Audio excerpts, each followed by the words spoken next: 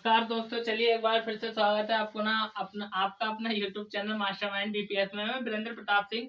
आज हम बात करेंगे किसकी? नीलगिरी की पहाड़ियों की। कल हमने चर्चा की थी पश्चिमी घाट और पूर्वी घाट, और मैं समझ सकता हूँ कि वो सारी की सारी चीजें आपको समझ में आ गई होंगी। तो चलिए देर किस बात की, फटाफट अपना कॉपी पेन निकालिए और मेरे साथ लिखना शुरू कर दीजिए। तो जैसे कि आपको ज्ञात होगा, ये मैंने यहाँ पर बनाया है भारत का मैप। ठीक है, भारत का मैप हम केवल इतना बना रहे हैं जितने की हमें आवश्यकता है। आप यदि चाहें तो पूरा नक्शा भी बना सकते हैं भारत का। हमने बात कर ली नीलगिरी की पहाड़ियों की। नीलगिरी की पहाड़ियां, नीलगिरी की पहाड़ियां। देखिए, पहला प्रश्न है कि नीलगिरी की पहाड़ियां इनको क्यों कहा जाता है? क्योंकि यहाँ पर नील की खेती की जाती थी। यानी कारण क्या है? कारण है नील की खेती। नील की खेती की जाती थी, इसलिए इन पहाड़ियों को नीलगिरी की पहाड़ियां कहा जाता है। और यदि हम बात करें नीलगिरी की पहाड़ियों के लिए, तो ये प्रसिद्ध है चाय और कहवा की कृषि के लिए।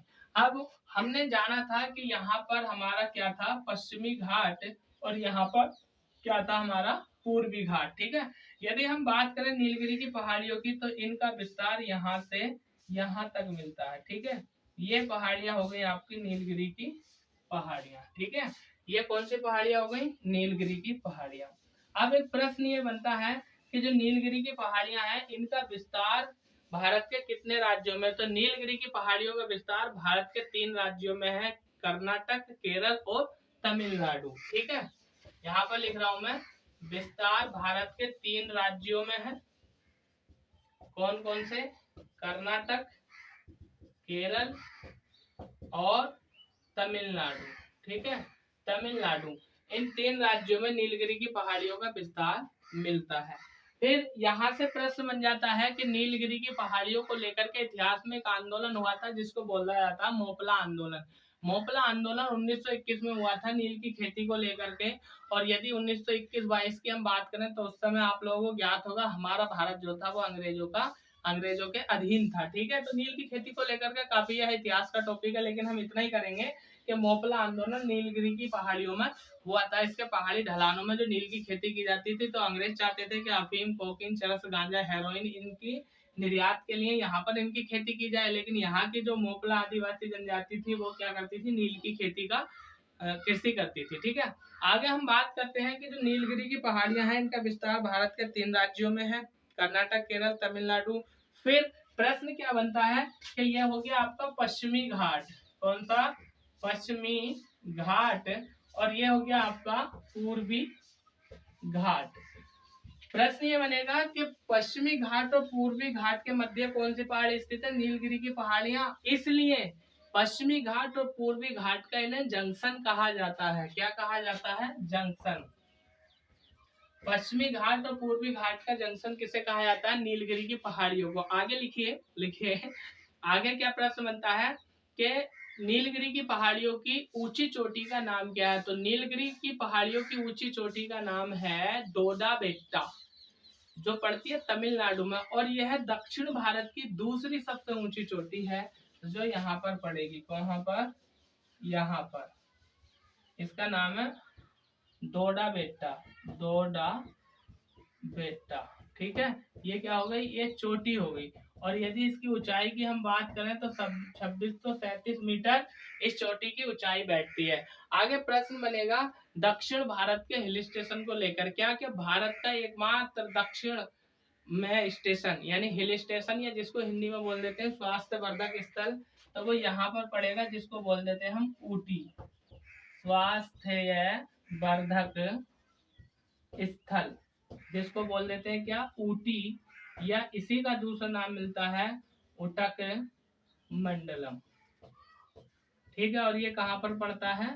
तमिलनाडु में। ठीक है, ऊटी या उटक मंडलम ये पड़ता है तमिलनाडु में। तो दक्षिण भारत का स्वास्थ्यवर्धक स्थल, उसका नाम क्या है? ऊटी या उटक मंडलम। और ये कहाँ पर पड़ता है?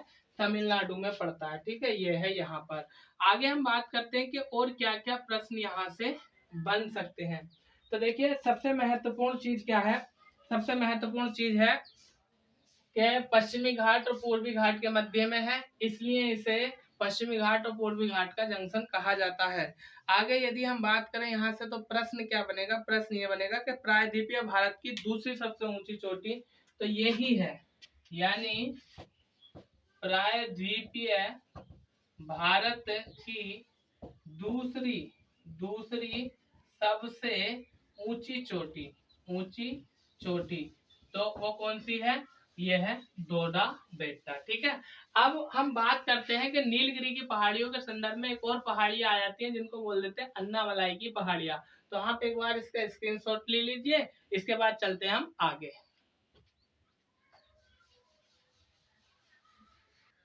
तो देखिए, अब हम बात करते हैं नीलगिरी की पहाड़ियों की, सॉरी अन्नामलाई की पहाड़ियां। अन्नामलाई की पहाड़ियां, तो अन्नामलाई की पहाड़ियों को लेकर के क्या क्या प्रश्न बनते हैं, इन पर हम चर्चा करने वाले हैं। तो ध्यान दीजिए, इधर फटाफट लिखना शुरू कर दीजिए।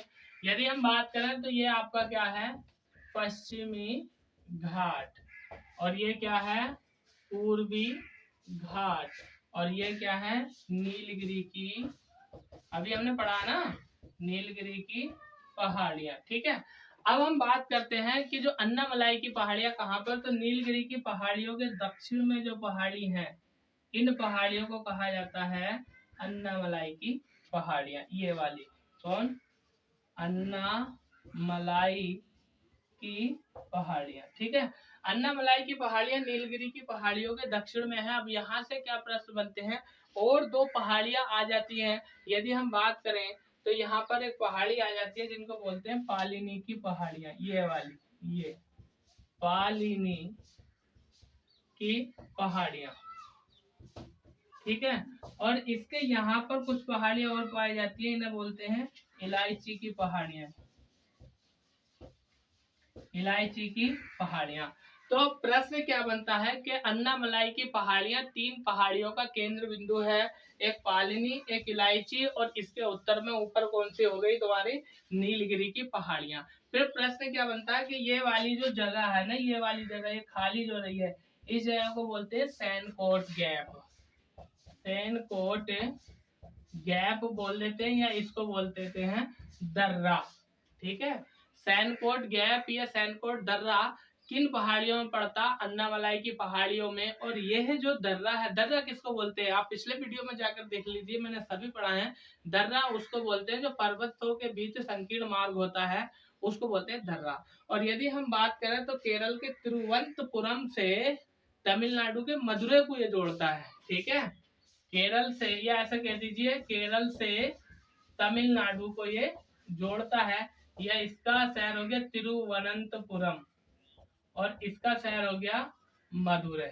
ठीक है, इनको जोड़ता है। और फिर प्रश्न बनता है कि नीलगिरी की पहाड़ियों के दक्षिण में जो है, ये कौन सी पहाड़ियां, अन्नामलाई की पहाड़ियां। और अन्नामलाई की पहाड़ियों की यदि हम बात करें तो इनका विस्तार भारत के दो राज्यों में मिलता है, केरल और दूसरा तमिलनाडु। ठीक है, विस्तार मिलता है केरल प्लस तमिलनाडु, यानी दो राज्यों में इन पहाड़ियों का विस्तार देखने के लिए हमें मिलता है। फिर प्रश्न क्या आ जाता है कि दक्षिण भारत की सबसे ऊंची चोटी का नाम बताइए। तो दक्षिण भारत की जो सबसे ऊंची चोटी है वो अन्नामलाई की पहाड़ियों में ही स्थित है, जिसका नाम है अर्नागुडी। ठीक है, तो यहाँ पर सबसे ऊंची चोटी मिलेगी, ये वाली चोटी, इसका नाम है अर्नागुडी, अर्नागुडी, या इसको अरनाई मुडी बोल देते हैं। और यदि हम बात करें इसकी ऊंचाई की तो 2695 मीटर इसकी ऊंचाई है। और ये जो चोटी है यह दक्षिण भारत की सबसे ऊंची चोटी है। फिर प्रश्न आता है, इनको कोडाईकनाल की पहाड़ियां भी बोल देते हैं सबसे, यानी दक्षिण भारत में या भारत के सबसे दक्षिण में कोडाईकनाल की पहाड़ियां हैं। आगे हम बात करते हैं कि इन पहाड़ियों को लेकर के और क्या प्रश्न यहाँ से बन सकते हैं। तो मैंने बताया कि तीन पहाड़ियों का केंद्र बिंदु है, कौन, अन्नामलाई की पहाड़ियां, इलायची की, पालिनी की और अन्नामलाई की, और दक्षिण में ऊपर जाती है नीलगिरी की पहाड़ियां। तो अब हम बात करेंगे आगे, आप एक बार इसका स्क्रीनशॉट ले लीजिए, अब चलते हैं हम आगे। ठीक है,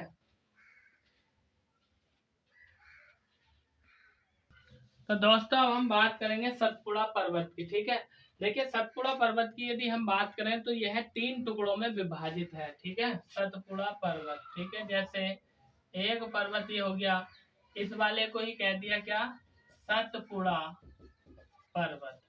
और यदि हम बात करें तो ये कहाँ पर है, मध्य प्रदेश में। एक भाग इसका ये है, इसको बोल दिया जाता है क्या, यानी 3 टुकड़ों में विभाजित है और इसको बोल दिया जाता है महादेव की पहाड़ियां। ठीक है, क्या, महादेव की पहाड़ियां। इसके बाद एक और टुकड़ा है, इस टुकड़े को बोल देते हैं मैकाले की पहाड़ियां। मैकाले की पहाड़ियां या अमरकंटक। अमरकंटक।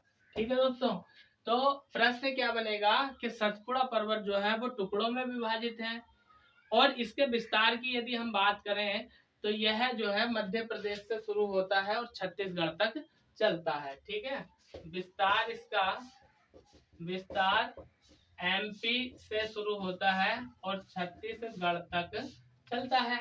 इसके बाद यदि हम बात करें तो यह टुकड़ों में विभाजित है। यह टुकड़ों में विभाजित है और पहले वाले को ही कहा जाता है सतपुड़ा पर्वत जो एमपी में है, और दूसरे वाले को कहा जाता है महादेव की पहाड़ियां, और तीसरे वाले को कहा जाता है अमरकंटक या मैकाले की पहाड़ियां।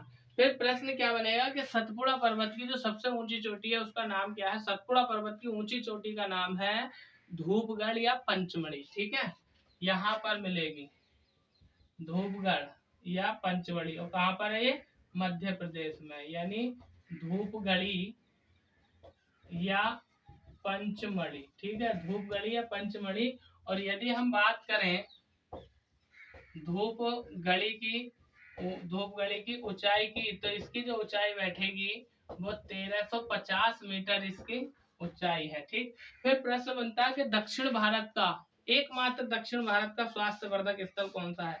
तो दक्षिण भारत का स्वास्थ्य वर्धक स्थल जो है वो यही है, सतपुड़ा की पहाड़ियों में पंचमढ़ी या धूपगढ़ी। ठीक है, क्या है ये, दक्षिण हिल स्टेशन, मध्य भारत की बात कर रहे हैं हम, मध्य भारत का स्वास्थ्य वर्धक स्थल।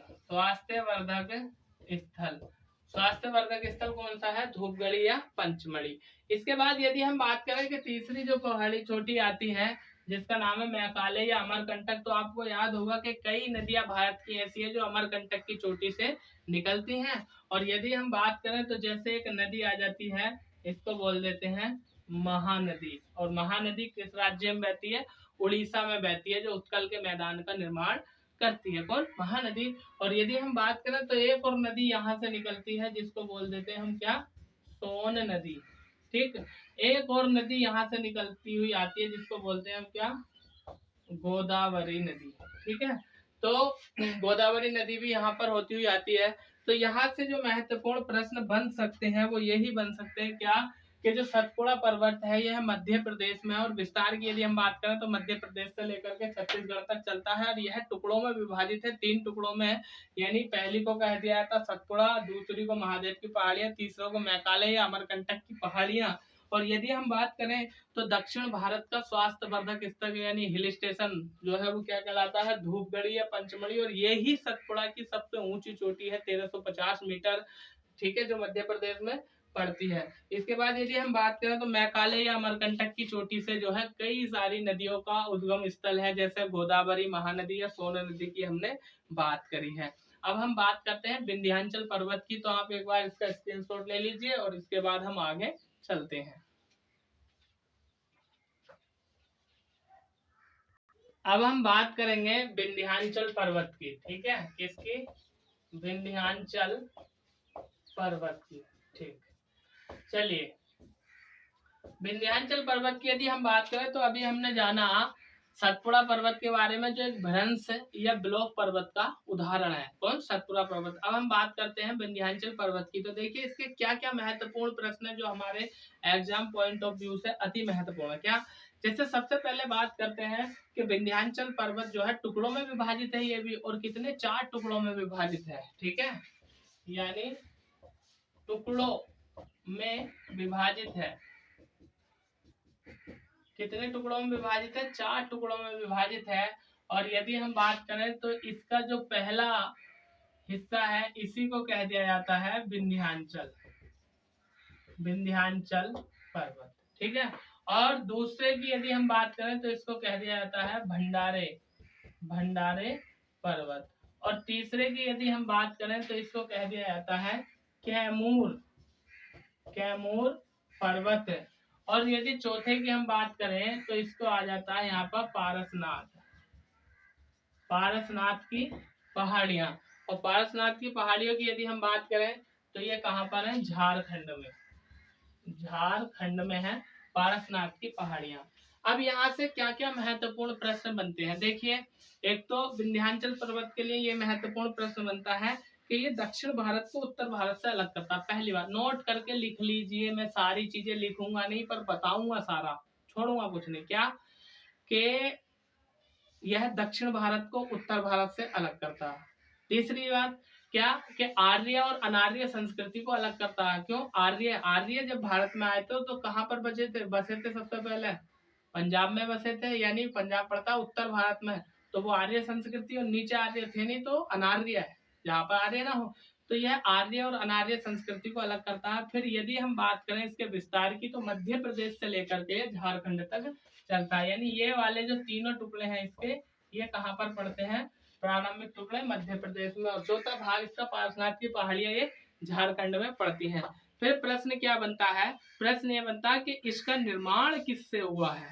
ठीक है, तो विंध्याचल पर्वत का निर्माण जो हुआ है ना वो ज्वालामुखी से हुआ है, ज्वालामुखी से। ज्वालामुखी पर्वत किसको बोला जाता है? विंध्याचल पर्वत को बोला जाता है। आगे प्रश्न क्या बनते हैं? यहाँ से प्रश्न बनता है कि जो विंध्याचल पर्वत है इसमें कई प्रकार की चट्टानें पाई जाती हैं। ठीक है, कई प्रकार की चट्टानें पाई जाती हैं,